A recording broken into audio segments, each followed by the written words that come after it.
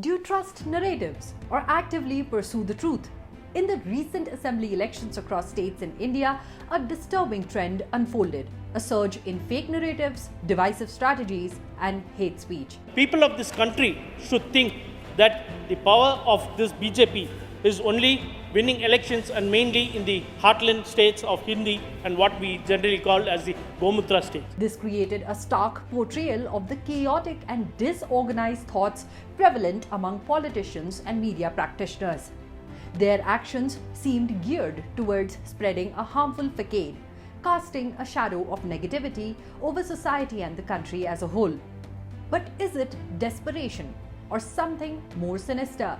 How far can political parties go with such fake narratives in a bid to score electoral gains? Hello and namaste, I am Richa Dwivedi and this is The Bottom Line. On December 3rd, the election results of 4 states came out. The BJP clinched a decisive victory in 3 out of 4 states. Results in Mizoram came out on December 4th, where ZPM, a new party, won. The elections were interesting and several narratives drove through your screens, although there's a huge difference between what lies hidden beneath and what shines above. Before advancing into the assembly elections, several fake narratives and propaganda were pushed by political parties, and the same narrative was pursued by the unbiased journalists. In fact, a prominent journalist, through his tweets, peddled the fake narrative of the loss of BJP in 3 states. This is what he claimed. It is BJP versus people in Madhya Pradesh. Chief Minister Baghel to spin a top around his opponents. Rajasthan's battle of your Revadi versus mine. These statements were propelled by some media houses in the assembly elections across states. In states like Madhya Pradesh, claims of an anti-incumbency wave were floated by the Congress, which were also reinforced by certain media outlets in the form of exit polls. Some impartial journalists harped on a neck-to-neck competition between the BJP and the Congress. AAP's tribal area takeover was also claimed. A confirmed win was predicted under the face of Priyanka Gandhi Vadra, who sure thought delivering such remarks in her election speeches were fine. पहले तो हमारे सिंधिया जी जानते हैं, मैंने उनके साथ UP में काम किया. अब क्या है कि कद में थोड़े छोटे पड़ गए. As it turns out, the Congress had to bite the dust. People chose what was evidently in favor of them. They voted for the truth. Same was the case in Chhattisgarh and Rajasthan, where several fake narratives were peddled by once tall journalists who are now sharing their independent views on their YouTube channels. Even exit polls of media outlets were proven wrong. Can these really be trusted any longer? As it turns out, the election results shocked a section of political parties and their media coterie. These state elections were being regarded as semi-finals to the upcoming general elections in 2024. So a massive loss triggered the Congress and its alliance partners to place the blame of their defeat on the public of North India. Look at these claims. People of this country should think that the power of this BJP is only winning elections and mainly in the heartland states of Hindi and what we generally call as the Gomutra states. Using derogatory terms, calling the electorate illiterate, uninformed. Is this really how politicians should go about their business? And as if that wasn't enough, Congress leader Digvijay Singh went as far as raising doubts about the legitimacy of EVM machines by alleging the presence of a hacked chip inside them. देखो EVM तो मैं 2003 से मुझे भरोसा नहीं है. दिग्विजय सिंह को EVM पर भरोसा नहीं है. खत्म. They didn't stop here. They even divided the people on the basis of geography to serve their own ends. The North-South divide was pushed with a new vigor after Congress won the elections in Telangana.